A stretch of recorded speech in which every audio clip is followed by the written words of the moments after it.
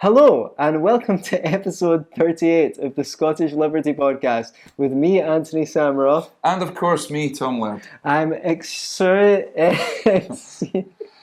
Oh, We have had a bit of a mare getting the show on the road today, but it's all right now, as Free have immortalised. We have got a very extra special guest. I'm delighted to introduce Dr. David Kelley from the Atlas Society. Say hello, David. Hello, Anthony, Tom, and everyone listening in. Thank you so much. Yeah, well, thank you. And thank you for your patience. Thank you for your patience. So, maybe before we get going, you could just tell everyone who doesn't know a little bit about the Atlas Society and what you do. Well, the Atlas Society is a nonprofit organization that I founded in 1990 to promote Ayn Rand's philosophy of objectivism. Our name comes, of course, from Atlas Shrugged, her major magnum opus work. And what we do is produce commentary about political and cultural events in the world from an objectivist standpoint. We have educational material for the many people who want to learn more about this philosophy. And we are eager to inform a whole new generation of people, of young people, about Ayn Rand and her works. Mm-hmm. So, contrary to some people who approach free market or libertarian ideas, objectivism is, a thick philosophy. Some libertarians just think that liberty is about, the non-aggression principle. Don't hit people, don't take their stuff. Whereas there's a lot more to objectivism than just that. So could you briefly, just for those who don't know, give a quick summary of what the philosophy of objectivism is all about? Yes, as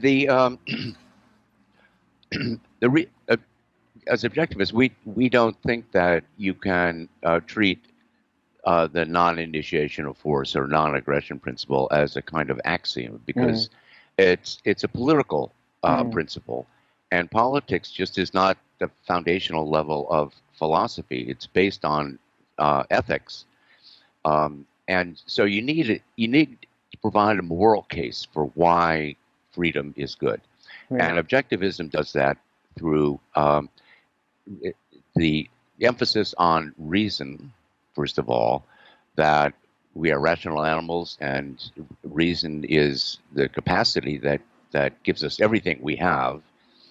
But it is a faculty of the individual. There is no collective mind. So for that reason, people need the freedom to act on their own independent judgment. And secondly, Ayn Rand, and this is what she's probably best known for and notorious to some people, holds that your own life and an individual's own life and happiness is the ultimate goal. Right. And so she rejected the moral code of altruism that says we must serve our brothers, so to speak, or be our brothers' keepers. She was all for benevolence and trade. We are social animals, but we are not collective animals in that sense.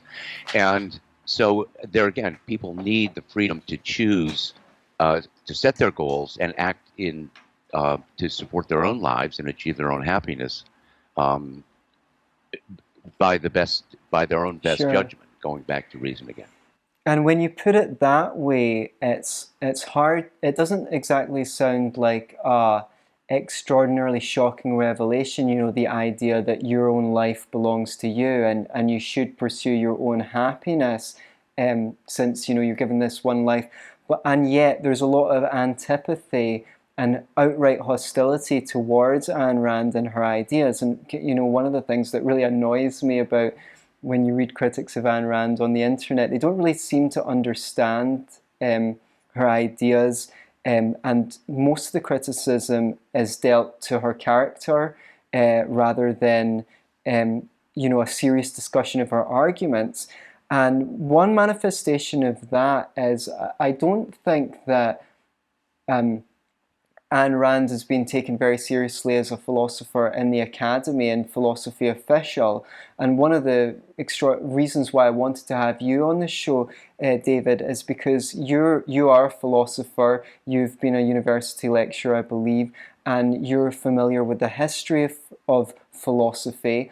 And I was thinking that you could really fill us in on some important things about, you know, where Rand got it right that other people might not have, and so forth. So why do you think that Ayn Rand has not been seriously discussed in philosophy officialdom? Do you think it's because she wasn't in the academy herself, or she was for capitalism, or for other reasons? Well, I think both both of those are true. She is disliked, or by most philosophers, partly for the content of what she advocated, namely individualism and selfishness. She was not afraid to use that word, and also laissez-faire capitalism. So these are not exactly popular calling cards in the academy, at least not in the humanities. And so that's the content side, but also in terms of method. She did not write in an academic style. Philosophy in the 20th century especially and into the 21st has become a highly technical field with narrow specializations. To be in the academy, you really have to get into that conversation and speak their language. I know in my own experience going through graduate school and then writing my first book in epistemology, I had to work very, very hard to bring my context as an objectivist thinker and the principles of epistemology that Rand discovered to connect that in some way with the context of other philosophers in contemporary discussions about knowledge. So it's almost like speaking two different languages. And however, people in philosophy in academic philosophy tend to think of her as a quote unquote pop philosopher. She wrote novels. Her essays were very broad brush and did not go into the kind of academic detail. Now, some of the people who have taken up her ideas, like myself, can do that, have done that. But still, there's enough opposition, and it's kind of hard for an objectivist still to make a successful career in philosophy. Some have. There are some, yes, and it's changing slowly, but it's still hard. So was there, to a certain extent, was there some degree of academic or intellectual snobbery involved? I mean, is academia almost a closed shop in a certain degree? Oh, you have never met such provincial snobs, rather. I'm sure there's a few slobs as well. Sorry for the Freudian slip. Yeah. Yes, there's a great deal of snobbishness, and I see it in all fields. I mean, academics are kind of notorious for that. If you're not an intellectual, you are an interloper. Yeah. Yeah. Right. And we can just dismiss you out of hand without actually dealing with your arguments.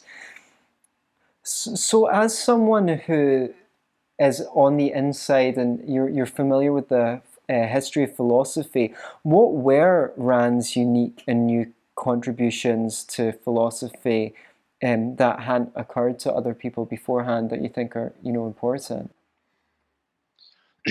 Well, I would mention two that I think are the most important and most fundamental. One is on the issue of how values can be objective, how they can have factual basis. And for that, she gave an analysis in terms of the nature of life, and this would be true of all living creatures, all organisms.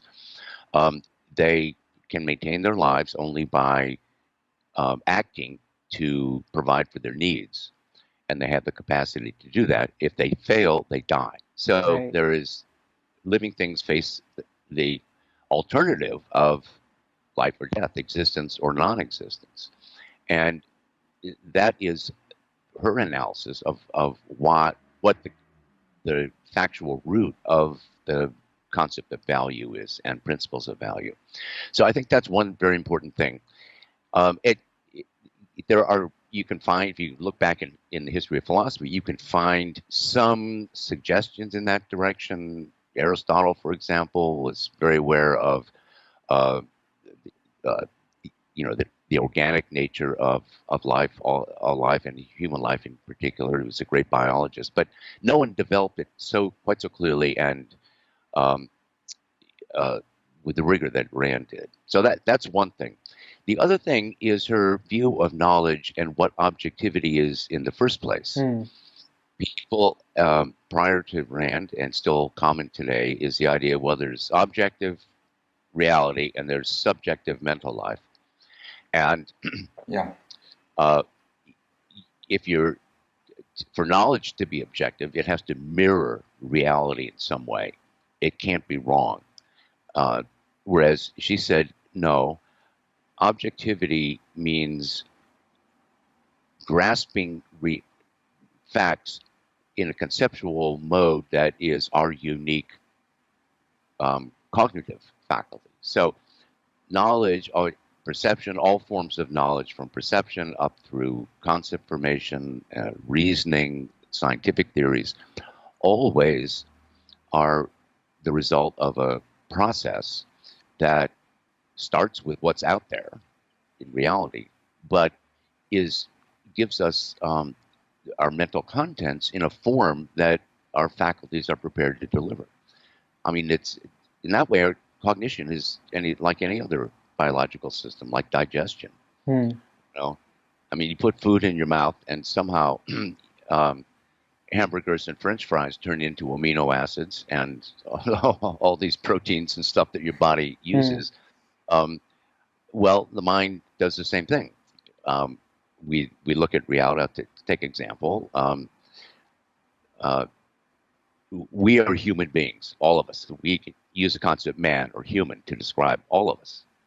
I say, Anthony, you're a man. Tom, you're a man. I'm saying exactly the same thing about you.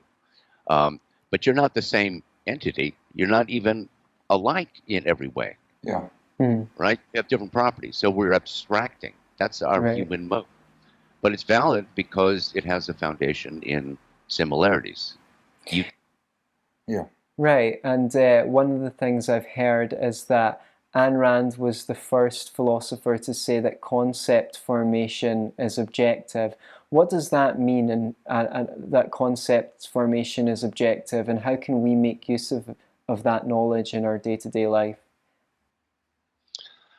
What she meant by that is she was contrasting human concepts and concept formation with two alternative theories. One is, stay with my example of human, some philosophers like Plato thought that if a concept, an abstract term, is to be objective, it must actually stand for an abstract thing out there in reality. In his case, they were forms. Other philosophers like Aristotle said, well, the forms are actually in the things, but still there's a literal essence of things that our mind latches onto in some intuitive way. So that's what Rand called intrinsicism, because it says that knowledge is the content of knowledge is just intrinsic to reality. We just open our eyes, our mental eyes, and see it. The other alternative is subjectivism, which says that in the case of concept formation, this would be a nominalist view that, well, we just make up our words. We can give them any definition we want. They're all based on similarities, but there are a million different similarities we can slice and dice and classify any way we want. There's no real foundation in reality. Yeah. So true for you, not necessarily true for me, that kind of thing. Yeah. That's the ultimate consequence. Yes, exactly. So that's the theory. Now the practice is, as a teacher of logic, I could think of lots of them. But people, think of how often people talk past each other using a word that they think obviously stands for X or Y or X type of things or Y type of things. And they don't stop to say, okay, how did you form that concept, and why is your concept different from mine? We're using the same word. Liberty would be a great one for those of us who care about free markets. Yeah. Exactly. Perfect example. Yes. Liberty. In fact, I wrote a book about the welfare state, trying to trace how the concepts of liberty, freedom, rights, and coercion evolved from classical liberalism to modern, at least in the U.S., it's called modern liberalism, where, you know, you're not free if you're hungry. Right. Okay. So nature must have been oppressing human beings for thousands and thousands of years. Nature was oppressing them. Define what you mean by oppressing. Now, what's in my concept of oppression? You know, something like exploitation is a great word, because usually I've thought about, you know, what people mean when they say exploitation. Well, usually they either mean theft, fraud, or then they sneak another thing in, which is someone is benefiting from an interaction, but not as much as I think they should be benefiting, therefore they're being exploited. You know, like someone working in a factory where they might be getting paid 3 to 6 times what they would get paid if they weren't working in that factory. But then I exploit my employer's need to fill a labor, you know, for labor. You exploit his need for labor by just being employed by him. I only get he needs to have an employee, so I'm exploiting that need. You're exploiting your employer's need, so you can slice it different ways, and people. Thank you. People get. I'm doing my best to keep up. Yeah, that's pretty good. Like people get, the people get away with not making a case by using words that have emotional resonance. So I can just say, well, that's just exploitation, without having neatly defined what I mean with exploitation. And so does this tie into how concept formation is objective? Because I'm not quite sure if I get the idea yet, and if I don't quite, so let's take well,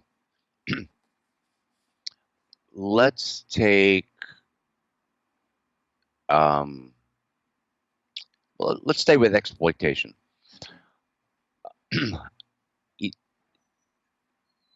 Literally, it would mean, I mean, it's actually kind of a vague word, because you can exploit opportunities. Right.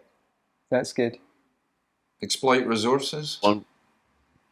Exploit resources, sure. But when people use it in the sense we're talking about, they mean you're exploiting people. Now, that the core, becomes a normative term, and it has a content of you're unfair. You're not treating people fairly. So built into that use of the word is some standard of fairness. Right. And people who are individualists and libertarians say it's fair if it's voluntary. Right. And both sides benefit by their own judgment.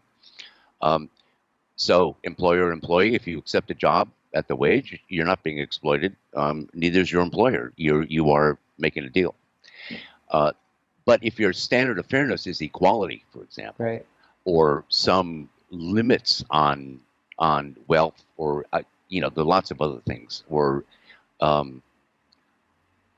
men and women have to be given, treated at the same wage. I think that is fair, but it's again, it can be voluntary. I mean, women doesn't have to accept a job at a lower pay. So that's a case where we say, where does the concept of exploitation come from? Well, it depends conceptually on a prior concept of fairness. Right. Yes. And that's built in. So if two people disagree about whether X or Y is a case of exploitation, they have to go back to what standard of fairness are you using? Not to philosophize midstream. I knew you'd find an excuse to get your Ayn Rand impersonation in at some point. It was quite Well, if we are to justify capitalism in this podcast, then it will be necessary for me to put forward my Ayn Rand impression. Okay, so anyway, thank you. I think it's pretty spot on. Yeah, it's almost spooky. I think he's channeling her, to be honest. Yes. Digression. Have you seen my CEO, Jennifer Grossman, Right. does a Rand impersonation? Okay. Got the accent and everything. We have a couple of videos Oh on. man, we've got to watch Well, it is that. the sincerest form of flattery, apparently. But anyway. Yeah.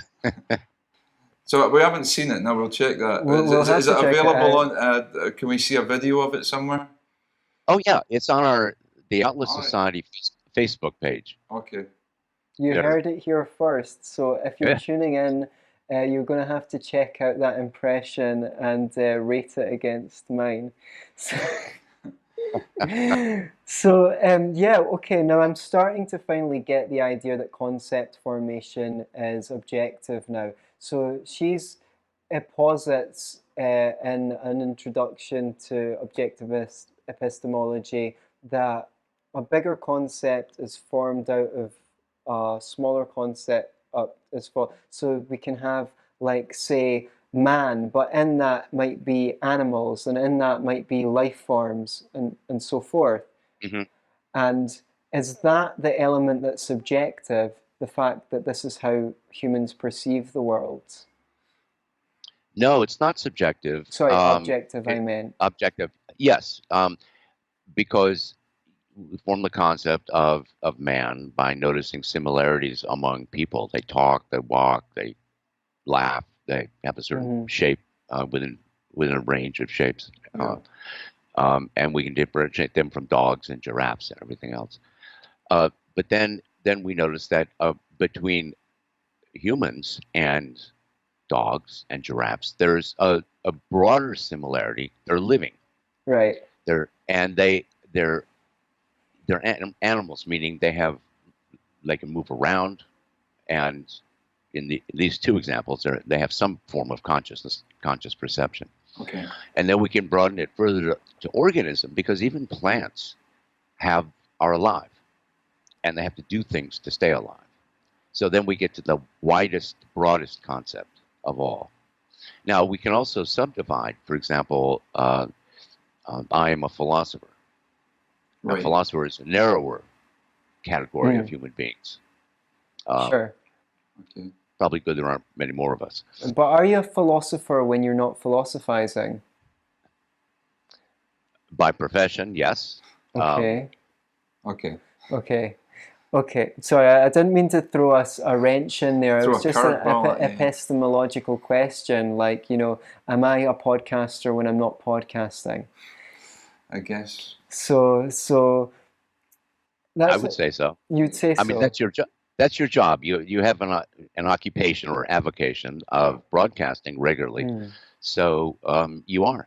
Isn't that just a description of a behavior that we then attach to as an identity? Is that not just a feature of how we conceptualize? Is that objectively true? Yes. In this case, when you use a noun, broadcaster, that noun is itself dependent on the action, the verb broadcasting, and it means someone who regularly does that. Yeah. So it's partly the nature of the actions, but also in order to broadcast, you have to have a certain kind of knowledge, right? Technology and about your audience and so forth. So it's also a matter of specialized knowledge. Okay. So that would be true of me. I mean, when I'm not philosophizing, I still have my knowledge of philosophy. Sure. Okay, I hear you.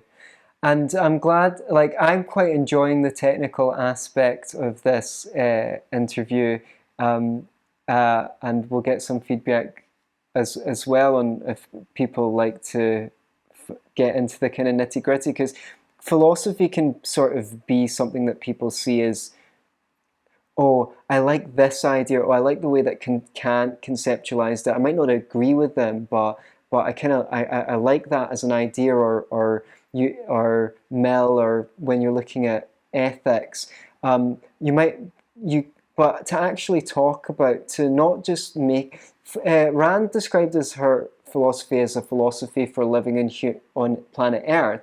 So we're not just talking about these ideas as some kind of intellectual entertainment, but actually as a way to actually find out the truth about the world we're living in. So these kind of things, it might seem a silly question, but asking, am I a broadcaster when I'm not broadcasting? There may actually be a value to that. And on that subject, I'd like to return to morality, because morality is something that I think most people think that is at best intersubjective, and it's very hard to objectively prove a code of morality. Now, clues in the title, people. Objectivism. As an objectivist, Rand believed that morality is objective, despite what people may think, what they may wish, and so forth. Whether you like it or not, it is as it is.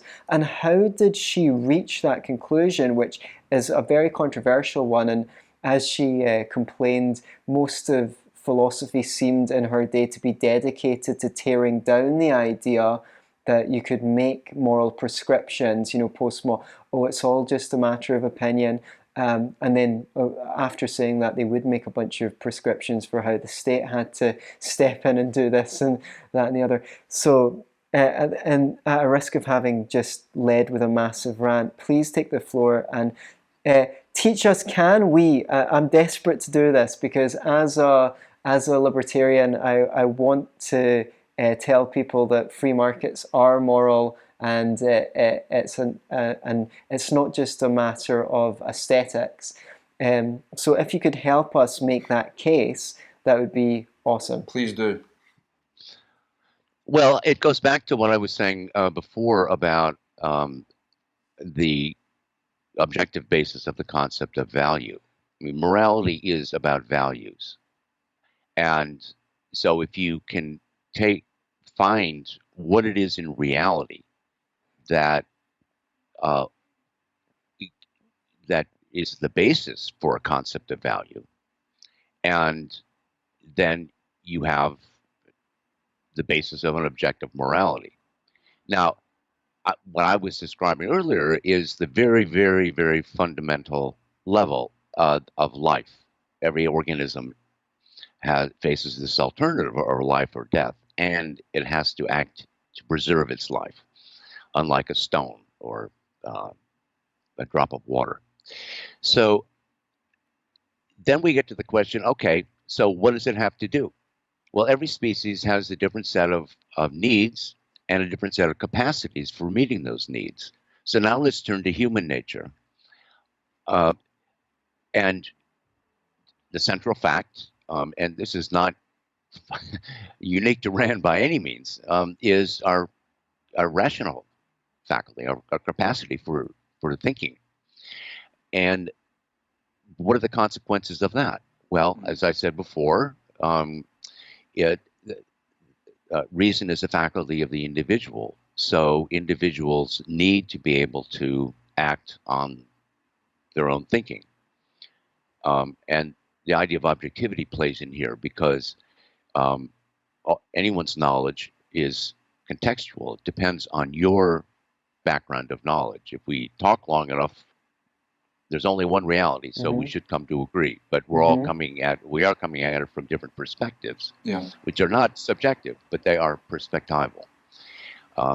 And so people need the freedom to act on their own perception and grasp of reality, and on the goals that they think will best serve their lives. So now that leaves a wide scope of choices open. What kind of work you do? Work is important. We have to produce in order to sustain our lives. But what kind of work we do, and especially within a complex division of labor economy like the ones we live in now, there are many, many choices, and that will depend on your your particular interests, your talents, your abilities, and your opportunities. And so people will differ there. We can say that, and this is a more complex argument, but for a being that is self-conscious, visibility from others, including friendship and love, is an important value. Yeah.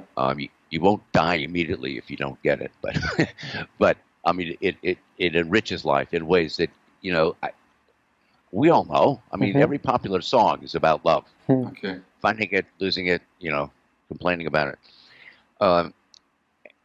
But each of us has a different, unique personality and spiritual self-concept, identity, and whom we fall in love with or whom we find friendship with is going to vary. So there's lots of opportunities, but to say that work is a value, life or love is a value, to pick two examples. Now, to work this out in detail, I'm giving you really a quick Cook's tour.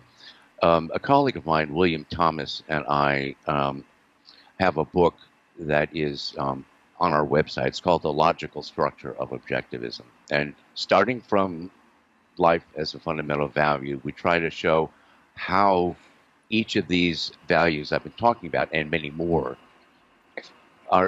can be derived on that basis and on the basis of what we know about human nature, including economics and our social. Right. So you took Ayn Rand's basic ideas, which you can explain to laypersons, and you put them in to syllogisms and philosophical structures. Yes. I do want to clarify for those who are conversant with logic. Syllogisms are a form of deductive reasoning. Right. And one myth about Ayn Rand is that she started with A is A and everything got deduced from there in some a priori way. That's not the case. There is a structure so that, for example, the reason production is such a value has it traces back partly to the fact that we're rational. We can create, we can envision a kind of value that just didn't exist in reality before, and then figure out how to produce it, and then produce it, and we've increased our wealth. Right. With machines and things. Right. So there is a connection between the fundamental and the more derivative, but you don't get to rid of just by syllogisms. You have to look at reality and engage in inductive observations, generalizations about what properties human beings actually have, what capacities they actually have, how do they work. Right. So and it's amazing to me that it's like, for me, if I can just put Rand's ethics in that quote, man has a right to live for his own sake, neither sacrificing himself to others nor others to themselves. And this, it seems so intuitive to me. It's like, do you have a right to live for your own sake, right? If not, then what are you doing here? Why aren't you in Africa doing some relief work? Why are you arguing? Why are you even debating this with me if you don't agree that you have a right to live for your own sake? And yet, this is, I know, and it's Rand's use of the word selfish, I think, is out of context with most people's usage. What would be more accurate in most people's usage is, well, I would say altruism. She means self-sacrifice, selfishness, yes, self-interest. But I understand why she used those terms, because communists don't say, well, communism is a philosophy of self-sacrifice. They say it's an altruistic philosophy. So which is why she used that term. But if someone is going to come along and tell you that you don't have the right to live for your own sake and you should serve others, you should serve them, someone else should have to work for me, then who's the selfish one by the regular person's usage or metric of the word selfish?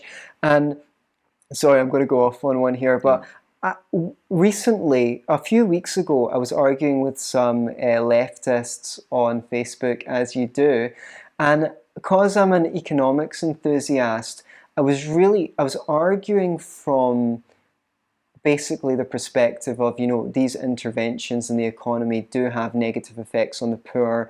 And I am a bit of a bleeding heart, call me an altruist, I do actually care about these things. I think most people do. I think even most objectivists do. But at some point, there are complete lack of regard for industry, and by that I mean rigor, for achievement and conscientiousness, irritated me, and it suddenly struck me, why is it that I have to argue why someone should be able to keep what they themselves have earned or produced yeah. in terms of its greater benefit from society?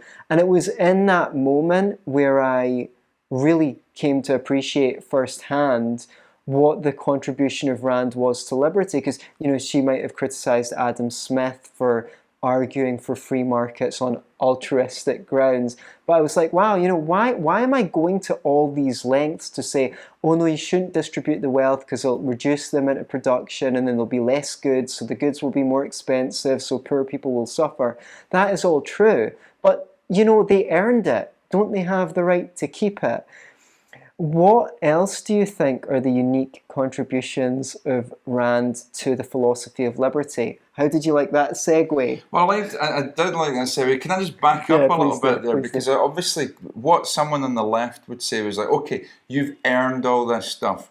But the only reason you were able to earn it is because, I don't know, when you were young, people looked after you, you got medical attention, you got education, you benefited from a society that was safe, and there was police, and there was all these things that contributed to why you were then able to go on and earn these things. So you owe a little something back.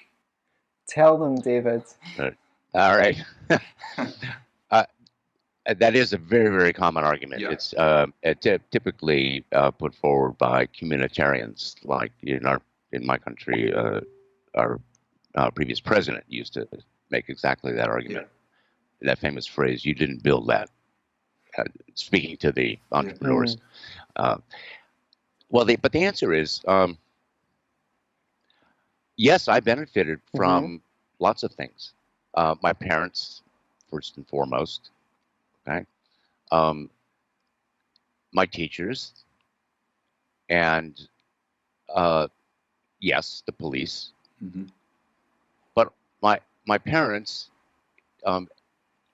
weren't sacrificing themselves to have me as a child. If you even suggested that to my mother. But they may have made sacrifices, though. We have to be clear about the word sacrifice. Yeah. Sacrifice, in one sense, it just means, every action has opportunity costs. There are the things you don't do. So but it's not a sacrifice in the moral sense if you give up something of lesser value for something of higher value. When you give up yourself, when you sacrifice yourself, that's, there's nothing higher. Okay. So, but going back to the point, how exactly?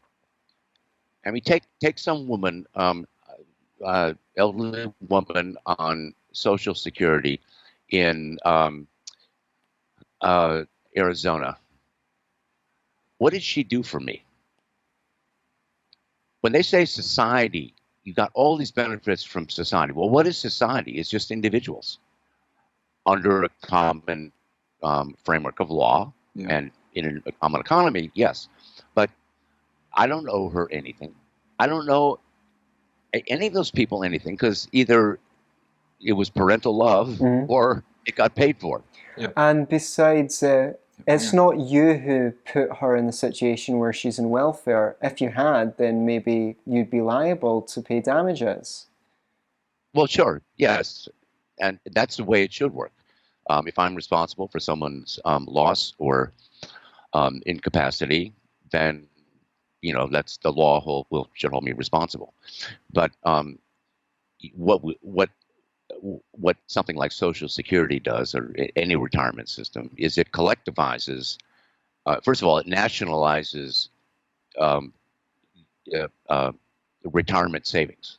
That whole business. It takes money out involuntarily and puts it, and then you get paid involuntarily. And of course, it's not your own money that you get back; it's the next generation's. Yeah. Because these are never actually invested.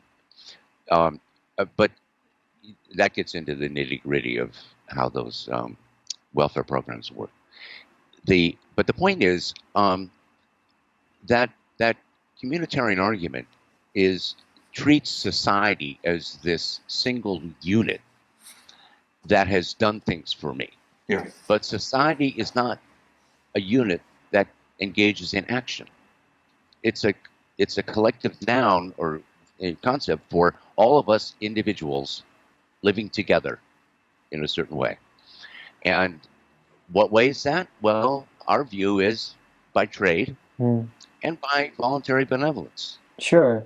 Which brings me back to another thing, and we should say this.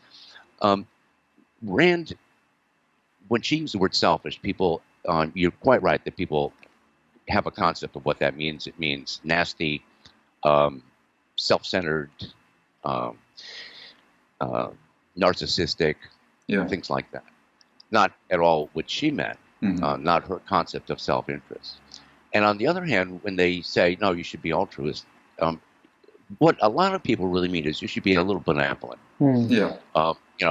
If you're in a position to help someone and that person is, has some capacity, you can help them get through an emergency or give a student, a break to realize his potential. That's fine. That's great. Yeah. It's not a duty, but it is. Yes. That's what I like, the idea that it's a value, it's not a duty, because as soon as you make it a duty, it's ugly. Yeah. So in other words, so the communist idea of altruism would be to compel people to do that which is against their own self-interest in order to benefit a greater collective. But and that's what she was against. Absolutely. And the communists were quite clear about that. You live for the state. Yeah. Of course, they don't say that anymore. Now they say that wasn't real communism. But there was a time where that was fashionable to say. So, what, apart from this radical notion that you're just born onto this planet, where do people get this idea that just by being born here, you somehow have a duty to anything that isn't voluntarily agreed upon? It's that's what I kind of want to say. Hume's law. How do you get, when someone says you've got a duty to do this, or there's a social contract, where do you get your ought from your is? Just by me being born here, how do you have the idea that I have a duty? I will help people as much as I can, but I'm a therapist. That's my job. I want to help people as much as I can, but I've never seen it as a duty. That's my joy, that's what I want. If I saw it as my duty, I might not love my job. Apart from that shocking notion that you shouldn't be a slave to society, what other notions do you think were particularly valuable for those of us who want to make a case for liberty, for libertarians? Well, I think another point is what Rand called the mind-body dichotomy, or the material-spiritual dichotomy. And it takes many, many different forms, but to talk about your work as a therapist, they would say you're part of the helping profession. So that has an altruistic gloss. Same with doctors, same with nurses, same with teachers. Whereas a business executive or an entrepreneur, well, he's pursuing money, so that's less noble. That's not a helping profession. What Rand said is, no, first of all, every form of work involves your mind and involves virtues like courage and integrity. and dedication, commitment. So that's why the heroes in her books, and especially Atlas Shrugged, are, you know, they're they're not the picture of the fat cats, wearing diamond studs. That is the leftist image of business. No, they're hard. They're incredibly passionate about their work and inventive, and go to great lengths to get things done. So whether all work, anything that creates value, is good, and we don't make invidious distinctions between types of productive labor. Sure. I mean, I was a teacher, and why was I a teacher? It was not a sacrifice, because that's what I wanted to do, and I enjoyed the process. I enjoyed working with students and helping them understand material and develop their thinking skills, and that was very satisfying. That's the way I felt productive. Whereas someone who's in accounting really loves getting the numbers right. Sure. And I think Atlas Shrugged did a great job of showing just how simple something like building a railway really can massively improve people's lives, or creating a new alloy. And the thing is, any profitable business, provided they're not getting handouts and preferential legislation from the government, by its nature is helping people, because otherwise why would they voluntarily exchange their limited resources for whatever that business is producing? So the fact that people are buying it shows that by their judgment it improves their quality of life somewhat. I guess we could get into grey areas with, well, is really selling Big Macs, is that improving people's quality of life? Well, they obviously choose the short-term gain of eating a Big Mac over the long-term gain of health, and you have to be quite a nanny status to want to go in and start saying, their judgment of what's good for them isn't wrong, isn't acceptable. What was your own path to objectivism? Well, it was kind of interesting. I discovered Ayn Rand in high school. Okay. I was, I guess, about 15, probably 15. My family belonged to a Protestant church.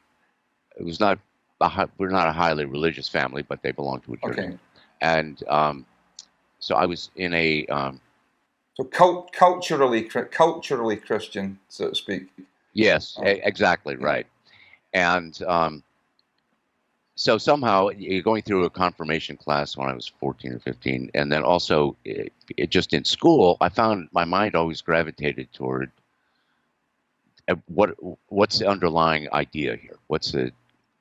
And at a certain point, I became one of those obnoxious contrarian teenagers, challenging everything. It's never changed since then.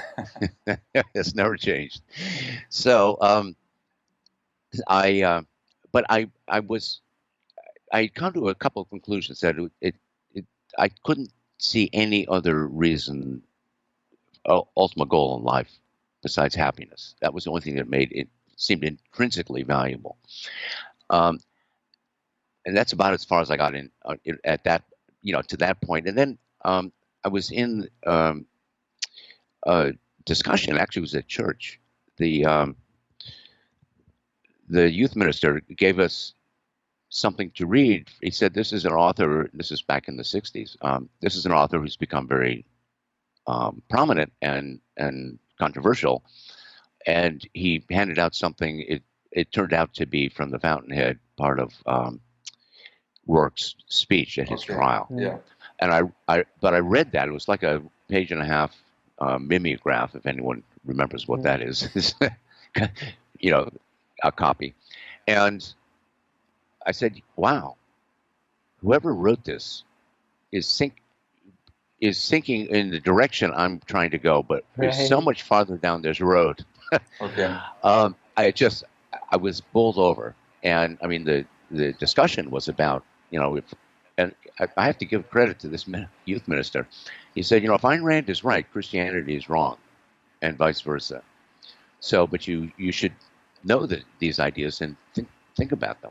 I mean, it was really one of the great models in my life of intellectual honesty. Wow, that's awesome. What was the conclusion that it was one or the other? Is it that idea that Christianity would claim there can be no happiness without God? Is it would that be the stumbling block there, or was there something even deeper than that would make it a dichotomy?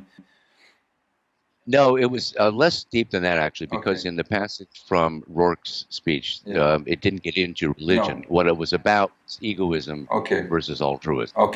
And so it was Ayn Rand, Howard Rourke, versus the message of Jesus of, turn the other cheek, you are your brother's keeper. I mean, I think that phrase well, it goes back to the Old Testament. But anyway, you get the idea. And so that was the point of contrast. Right. So then I began reading her novels. I read The Fountainhead, then I read Atlas Shrugged, and then she was starting to take essays that were published in the magazine she and Nathaniel Branden had started, The Objectivist, and began collecting them into books like The Virtue of Selfishness. So I would read them as soon as they came out. And so I went to college. I think I'd read everything up to that point. And just to finish the story, but when I went to college, I knew I wanted to study philosophy, but I thought, well, I've read Ayn Rand and I've read some other philosophy. I've read some history of philosophy, but I'm probably gonna wind up in some different position because what do I know? But none of my professors said anything that even came budged, close, or even connected. So didn't make a dent. No. Okay. Yes, so she was very rigorous. This is something that I really appreciate about Rand. It wasn't enough just to think of an idea. She had to go through the whole chain of logic and really argue for an idea. And I read about economics, and I kind of strive to that, not just explain a concept, but in such a line of thought that you can go, that just by reading it, you can go, yeah, that makes sense, that follows. And I think that's something she was very good at. And did you spend some time around her? Not very much. I did meet her in the 70s after getting out of graduate school, and had a few conversations. I knew Leonard Peikoff much better, and some of the other people who were around at that time. Right. Many still are. But yeah, I did meet her, and I mean, as it happened, this is a chain of sort of accidental circumstances, but I ended up reading a poem at her funeral. Oh, right, yeah. The poem, Rudyard Kipling's If. Right. Her favorite. Excellent. Yeah. Yeah. Oh, lovely. Is there... Yeah, well, I mean, I don't want to depart from your train of thought, but when you're saying you hung around with those circles, and some of them are still with us, and let's get to the bête noire. Alan Greenspan, what went wrong? Oh, I don't know.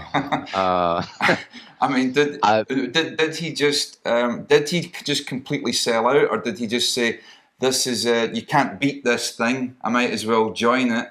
Or, I mean, go figure. What happened there? I honestly don't know. I don't know, because he was an acolyte. Would that be correct to call him an acolyte, or was he just an acolyte of an? He was in. He was in what was called the collective, the circle around Rand. As strange name for something that connected with Ayn Rand, yeah. Right.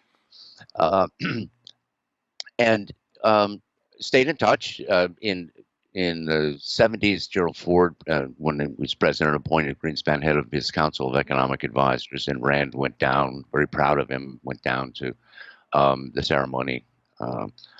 And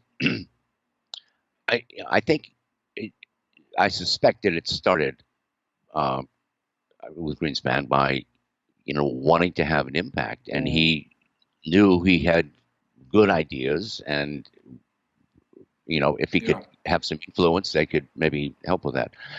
After that, I don't know, because a lot's been written, and there's a lot of internal debate among objectivists about all Do that. you have your personal theory? No, I really don't like. I don't like to speculate about somebody's about motivation. psychology unless unless I have.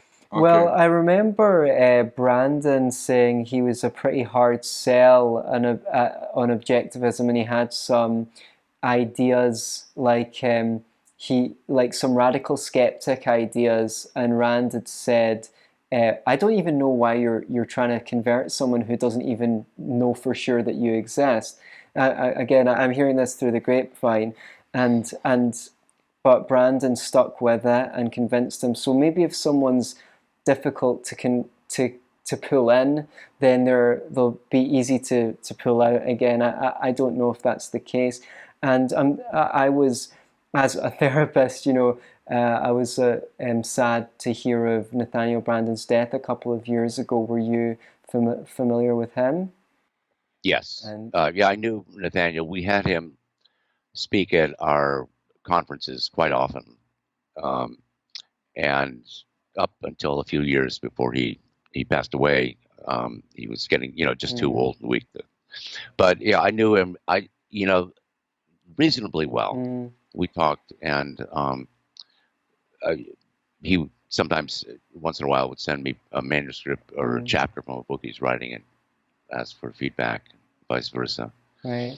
I also knew Barbara Brandon, and who died about a year before. 1 year before Nathaniel. Yeah, we put on memorials events for both of them out in Los Angeles, and but there were the people we had speak were people who knew, in both cases, knew Barbara or Nathaniel better than I did. Right. Yeah, so before we go, I just want to talk a little bit about the Atlas Society, in contrast to the Ayn Rand Institute headed by Leonard Peikoff, sees that objectivism is somewhat open source, or it's not the full story, so people should be able to add to that, whereas Peikoff maintains it's a closed system. So I guess if I've asked where did Rand go right and what were her unique contributions, is there anywhere she went wrong? Why is she somehow insufficient? What needed to be added? And I'm particularly interested in those two questions. Did she go wrong anywhere as far as you can see? And in what ways was she insufficient? Have other people got it better, and who? On the question, was she wrong about anything? My view is that there are a few things, but they tend to be a bit technical or at the margins. Yeah. The one that is probably easiest to explain would be she believed in free will, and that's a really deep part of objectivism, which I certainly agree with. But she thought, I think her view of what we had mental control over was he didn't recognize some of the limits that psychology is turning up. Right. And that's an empirical matter, really. It's not philosophical. Okay. Doesn't get philosophical until you say, no, we're determined by our genes or whatever. In terms of things to be added, yes, lots of them.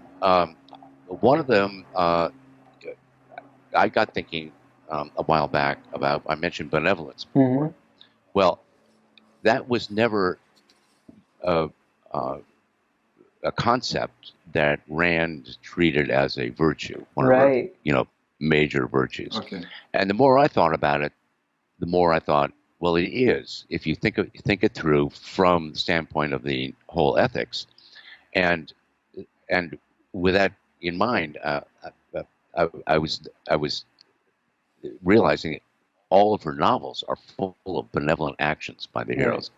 And so I wrote a book called Unrugged Individualism. Right. It's a short book, but at making this point. And so that was something that I think can be added. There are certainly areas in epistemology. She herself admitted she never worked out fully Right. her epistemology. It was a theory of concepts, which is, you know, unbelievably important. Yeah.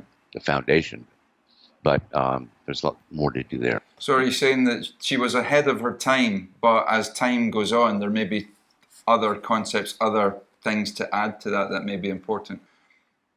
Yes. Mostly I would say to qualify or enrich. Yeah.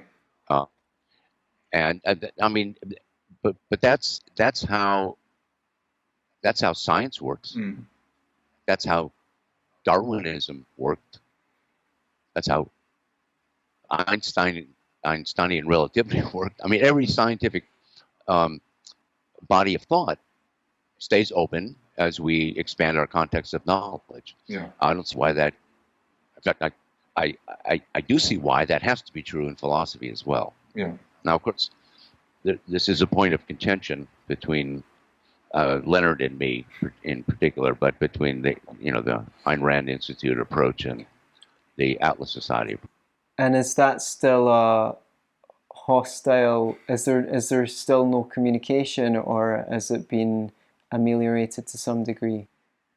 No, there's communication and back and forth and some discussions. I haven't been as much involved in those as others. Okay. People on my board know people on the Ayn Rand Institute board. Jennifer Grossman, who joined us a year ago, has met and spoken with a number of people connected with ARI.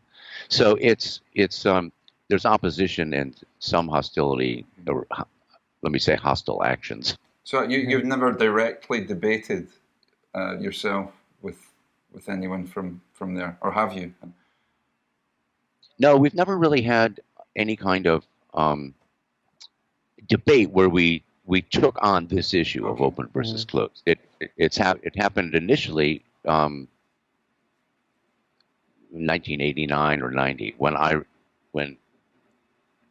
there was an exchange between Leonard and me, and I wrote something called the Contested Legacy of Ayn Rand, which included a discussion of that open nature. And then there was, for 2 decades, really, there was just no speaking. But Right. I think my sense is that they have implicitly embraced some of the things, and the differences are getting smaller. Okay. I mean, the Ayn Rand Institute, they seem to be vehemently for intellectual property rights. How do you feel about intellectual property rights, or how does the Atlas Society feel about intellectual property rights? Are you pretty much are you on song with them on that, or is there any sort of difference in how you look at that? I would guess as a libertarian would not see intellectual property rights in the same way I would see actual property. But do you see any differential morally or? I don't see a difference morally.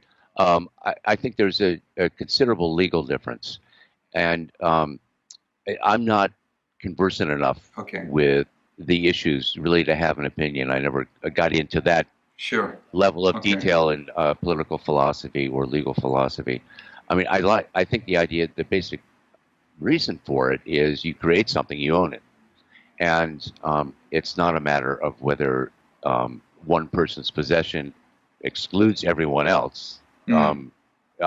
With real property, that's true. Yeah.